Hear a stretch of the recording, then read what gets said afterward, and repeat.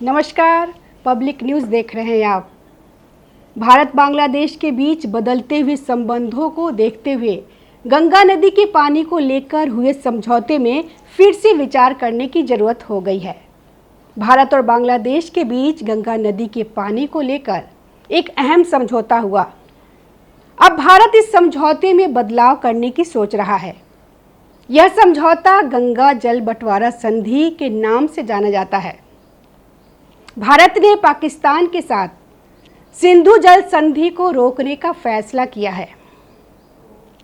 इसके बाद से ही इस समझौते पर फिर से विचार किया जा रहा है। अब भारत एक नए समझौता चाहता है जिसमें भारत की जरूरतों को भी ध्यान में रखा जाए। इसके लिए यूनुस सरकार की धोखेधड़ी वाली नीतियां भी जिम्मेदार है। 1971 में भारत की सहायता से बना बांग्लादेश यूनुस के नेतृत्व में पाकिस्तान की बोली बोलने लगा है। जब तक शेख हसीना सत्ता में थी तब तक बांग्लादेश ने भारत विरोधी कोई काम नहीं किया था, लेकिन जब से अगस्त 2024 से मोहम्मद यूनुस ने सत्ता संभाली है, देशों के बीच खींचातानी शुरू हो गई है। आए दिन शेख हसीना का मुद्दा मोदी के सामने उठाते हैं, यह कहकर कि शेख हसीना को भारत में सोशल मीडिया से बैन कर दिया जाए। मोदी जी का जवाब भी बिल्कुल सही है। सोशल मीडिया किसी के इशारों पर काम नहीं करता। ये उनका और सोशल मीडिया का आपस का मामला है। रही बात उनको वापस करने की, तो वो भी शेख हसीना की मर्जी है। चीन और पाकिस्तान से उसकी दोस्ती किसी से छुपी नहीं है, लेकिन हद तो तब पार हो गई जब यूनुस सरकार ने ठीक उसी समय सीमा पर छिटपुट आतंकी हरकतें की, जब भारत ऑपरेशन सिंदूर को अंजाम देने में लगा था। पहलगाम में हुई आतंकी घटना की निंदा करने की जगह उसने बांग्लादेश सीमा पर भारत को घेरने की कोशिश की। भारत की मुस्तैद सेना के आगे उसकी चलने वाली नहीं थी। ये बात यूनुस को बहुत अच्छी तरह से पता था। वो तो बस भारत के लिए एक और मुसीबत खड़ी करना चाहता था। इतना ही नहीं, असम के अंदर आकर सेबू जिलों में एक मंदिर के पुनर्निर्माण के काम में बाधा डालने की हिमाकत की थी, जहां से उनको खदेड़ कर निकाल दिया गया था।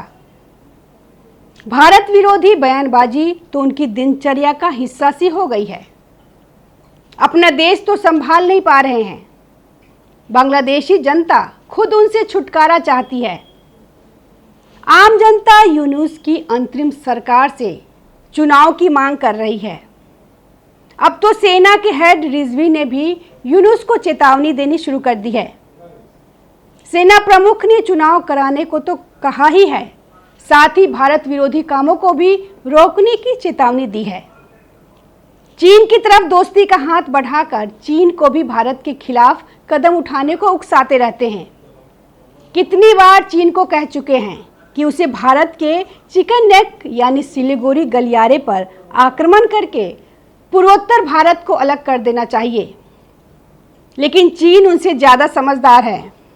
उसे बहुत अच्छी तरह से पता है कि भारत का सैन्य ताकत में कोई मुकाबला नहीं कर सकता।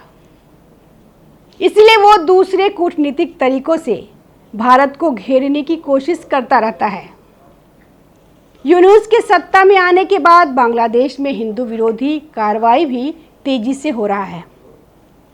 अब गंगा जल समझौता भी विवाद में आ गया है। यह समझौता 1996 में हुआ था। तब बांग्लादेश की प्रधानमंत्री शेख हसीना थी और भारत के प्रधानमंत्री देवगौड़ा थे। समझौते के अनुसार हर साल 1 जनवरी से 31 मई के बीच गंगा के पानी का बंटवारा किया जाता है। यह समय गंगा नदी में पानी की कमी का होता है। समझौते की अवधि 2026 में पूरी हो जाएगी। इसके बाद इसे रिन्यू करना होगा, लेकिन भारत चाहता है कि एक नया समझौता हो जिसमें भारत की ज़रूरतों को भी ध्यान में रखा जा सके। 1996 में भारत और बांग्लादेश के बीच पानी को लेकर विवाद था। इस विवाद को सुलझाने के लिए यह समझौता किया गया था। विवाद की शुरुआत 1975 में हुई थी। तब फरक्का बांध बनाया गया था। इस बांध से गंगा का पानी हुगली नदी में डाला गया। पानी की मात्रा बढ़ाई गई ताकि कोलकाता बंदरगाह में जहाज़ों का आना जाना आसान हो सके।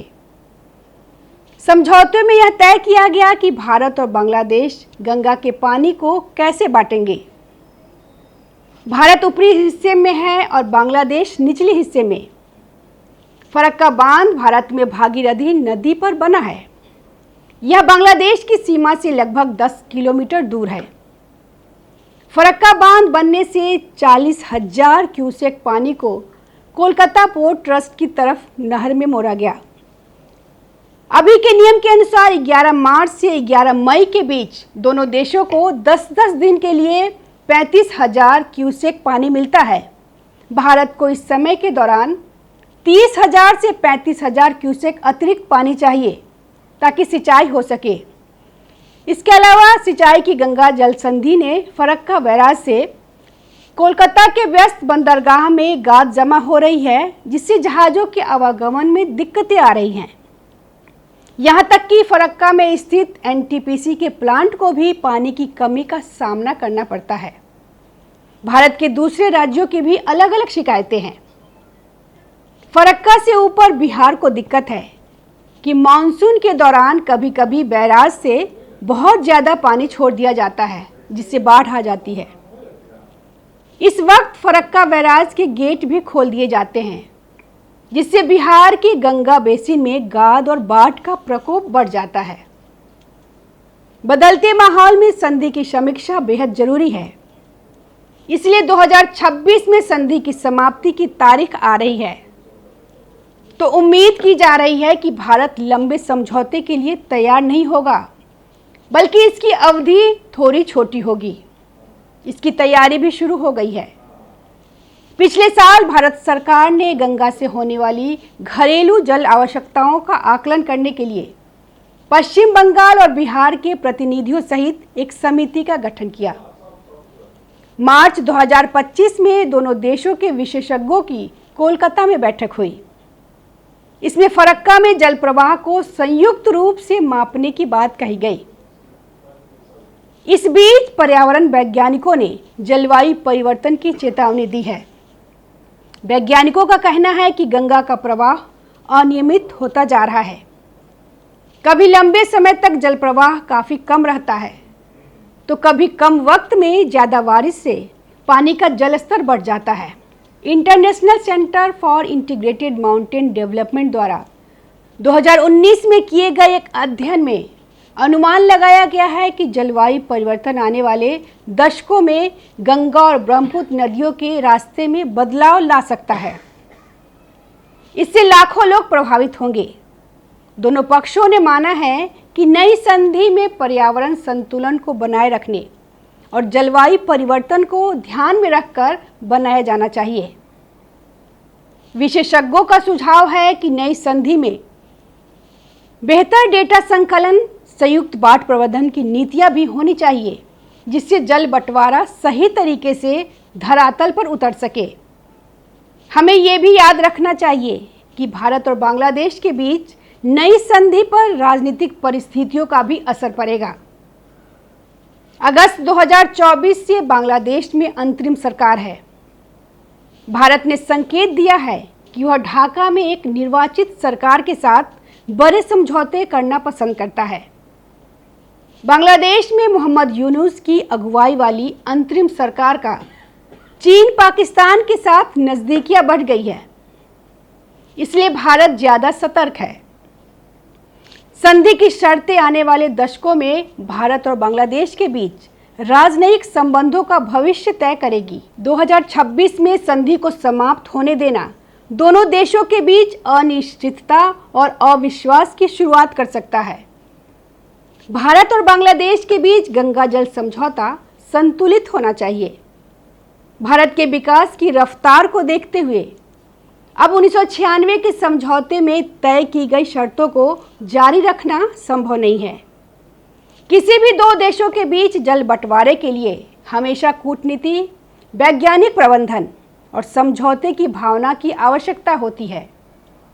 गंगा का जल 30 वर्षों से दोनों देशों के बीच शांतिपूर्वक बह रहा है। आने वाले दिनों में गंगा अविरल रहे यह भी जरूरी है, क्योंकि ये दोनों देशों की लाइफलाइन है। ये समझौता इस ख्याल से भी मील का पत्थर साबित होगा। ताज़ा खबरों से जुड़े रहने के लिए हमारे चैनल को सब्सक्राइब करें और बेल आइकन को दबाना ना भूलें, ताकि हर खबर की नोटिफिकेशन आपको मिलती रहे।